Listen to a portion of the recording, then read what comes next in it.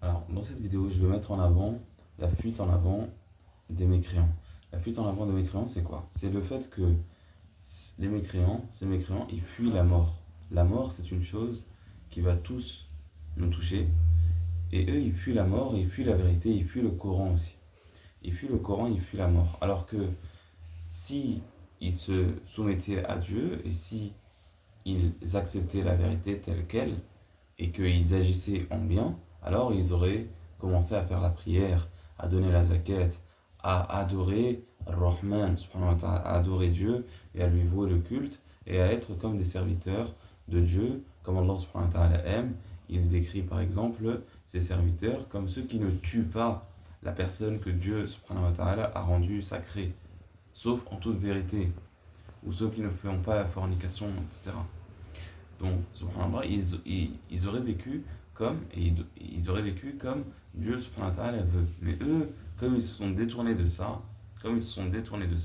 alors ils fuient cela. Et comment est-ce qu'ils vont fuir? Ils fuient cela et ils veulent exister de n'importe quel moyen. Donc tu vas les voir exister, vouloir exister, par exemple, avec, euh, avec l'argent.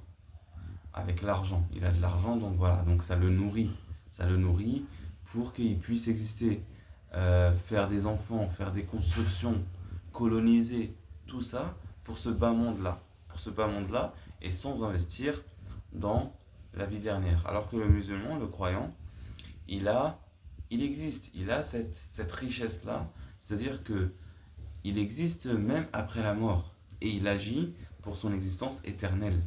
Il agit pour son existence éternelle. Donc il ne fuit pas la mort. Il va vers la mort. Il va vers la mort. Il va vers la mort. Il agit pour ce qu'il y a après la mort. Et son existence après la mort. C'est-à-dire que moi, lorsque je vais mourir, ensuite, mon âme, elle va monter, Inch'Allah, au ciel. On demande à Allah subhanahu wa ta'ala qu'elle monte au ciel et qu'elle soit acceptée au ciel. On demande à Allah subhanahu wa ta'ala ça. Et ensuite, il y a une vie. Il y a une vie. Ça ne s'arrête pas là.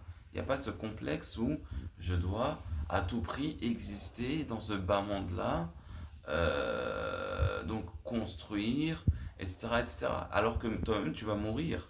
Regarde ceux qu'ils ont construit, les mécréants. Et donc, on voit dans ce comportement de mécréants, voilà, ils colonisent, c'est leur paradis en fait. C'est leur paradis ici. Alors que les croyants, eux, ils agissent pour leur existence éternelle. Parce qu'ils savent, eux, ils vont exister. Tout le monde va exister éternellement. Mais eux, ils veulent la vie éternelle, le paradis. C'est pour ça que ce bas monde, au final, il n'est que très très peu par rapport à la vie dernière. Et ils ne détestent pas la mort, normalement.